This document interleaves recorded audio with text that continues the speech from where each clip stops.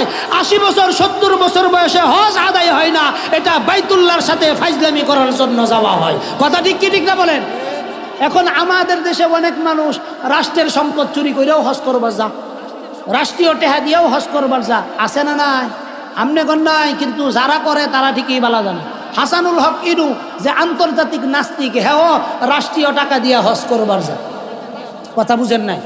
রাষ্ট্রীয় টাকা দিয়ে হজ করবার যা, হেও যায় শয়তান রেখা ফাত্তর মারে। তো শয়তানরে যখন ফাত্তর মারে, শয়তান কি কয়, আল্লাহ আমার চাইতে বড় শয়তান রে দিয়া তুমি আমার জাতি বাইরে দিয়া আমারে ফাত্তর মারাও, এই কষ্ট আমি কই রাহি।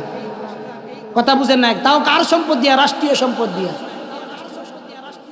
বোনের হক মাইরা দিছেন, ওয়ারিশ মাইরা দিছেন।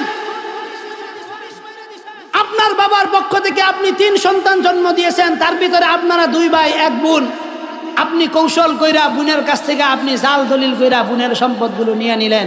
বোন আপনার বাড়িতে আসে, একটু খোঁজখবরও নেন না। ঈদের সময় একটু সেমাই চিনি নারিকেল পাঠাইবেন, তাও পাঠান না। ঈদের সময় জামাইয়ের জন্য বাগনিদের জন্য একটু কাপড় পাঠাইবেন, তাও পাঠান না। কিন্তু আপনি সমাজের অনেক বড় হাজি সাইজা গেছেন, অনেক বড় দিনদার সাইজা গেছেন।